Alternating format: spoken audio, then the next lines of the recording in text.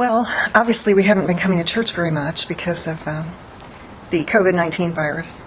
We both have underlying health conditions, and that's made it to where we're much more isolated than we were. And I think that can be very difficult, very wearing on a person. I've had a couple moments, and Dan has seen those, where I've cracked with the stress of it all. But I know that Jesus is always with us. We really don't have to fear, even though I'm a very fearful and anxious person. I guess that's just part of my makeup. I'm not one of these fearless people. But I listened to the service from last Sunday, and Jim Snyder was making the point that really still, and Gary and I are extremely blessed. We have an income. We have not had the same kinds of worries that other people have had during this time. And that's been a tremendous blessing. And that's why I think the food truck means so much to me right now, because it's the one active thing that I feel like I can really do to help in the ministry.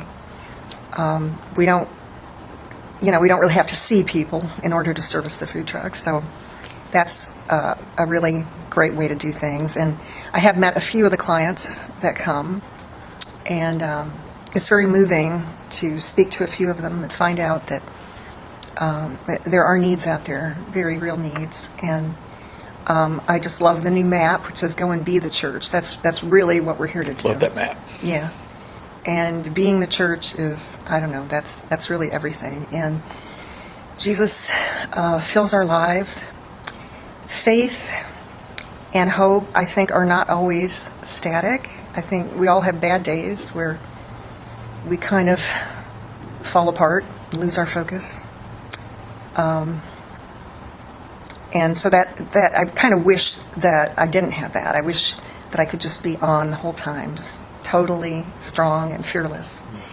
But it doesn't quite work like that for me, so I do have to focus a lot. But the pandemic has given me a lot of time to study, to do daily gospel reflections, and look things up on the internet. And I don't have the constant exchange with other people, which I miss.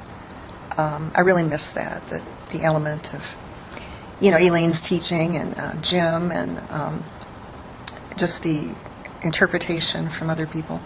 And Chris has good insights, and then just seeing everybody is really nice, because it's just nice to see everyone. So, but I did want to, I wrote down what I found on the internet for what hope is.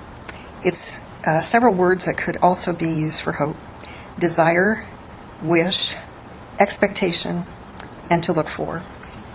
And that's really what Christmas is about. We are looking forward to the coming of Jesus. Of course, Jesus has already come, but this is the symbolic commemoration of the fact that he has come. And it reminds us of the hope that we have, that he is with us. He's not going to leave us, even through all the really hard times. So, I think it's been a really tough year.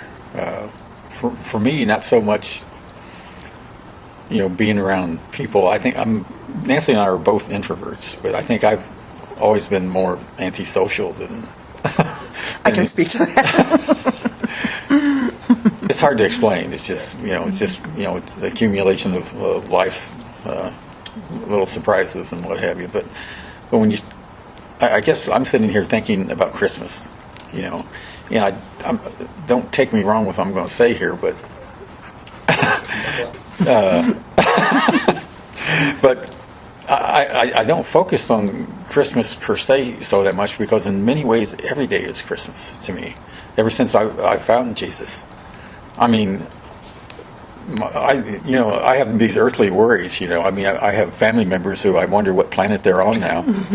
Okay, friends, we've been so polarized this year, and then we've been separated from each other, which maybe becoming polarized, maybe it's saved a lot of fights. I don't know.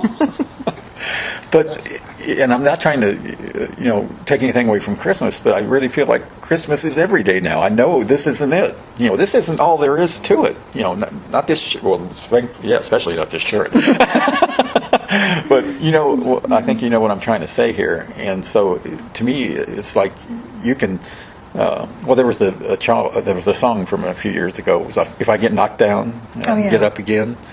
I can do that because of Jesus. I can do that because I know this is not the only thing there is. In fact, what this is we're here for a reason.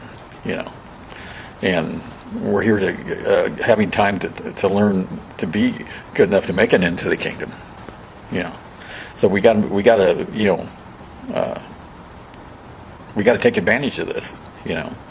But all the suffering and we haven't suffered nearly as much as so many other people, and that's why I try and be generous to other people whenever I can. Because you never know what's going on with other people. Period. Yeah. So true. It's our job to lift them up. So again, I just want to emphasize every day is Christmas, and not about presents either, not about the commercial stuff. Not the PRESENTS, but the PRESENCE. Absolutely. Good. It's very good. And that's another thing too. I can still be a somewhat of a introvert and still talk to God. That's good. Well, thank you both.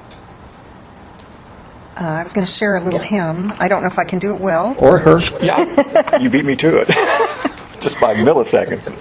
I think this is largely a Catholic hymn. I'm not sure. It's one I have sung a few times. And it's normally done for Advent. And so as we approach Christmas, it can also be considered a Christmas hymn. But I just like the words, and I think it's pretty neat. So I'll try to do it without, I'm not sure what key to be in, but I'll try. O come, divine Messiah, the world in silence waits the day when hope shall sing its triumph and sadness flee away. Dear Savior, haste, come, come to earth, dispel the night and show your face, and bid us hail the dawn of grace. O come, divine Messiah, the world in silence waits the day when hope shall sing its triumph and sadness flee away.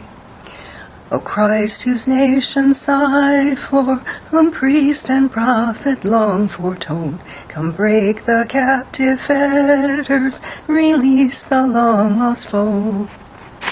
Dear Savior, haste, come, come to earth, dispel the night and show your face, and bid us hail the dawn of grace.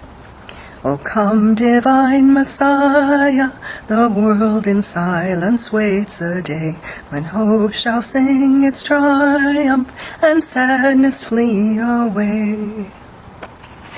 I think that just kind of says it, that we're waiting for Jesus and for his day when he takes everybody home with him, and we're done with the sickness and the illnesses and the suffering and all the things. And it's funny that the people who seem to suffer the most are always the people who seem the most soulful. They're always just kind of, it's like they understand, they seem able to handle it. And so it's just interesting. So Merry Christmas, everybody. Merry Christmas every day, everybody.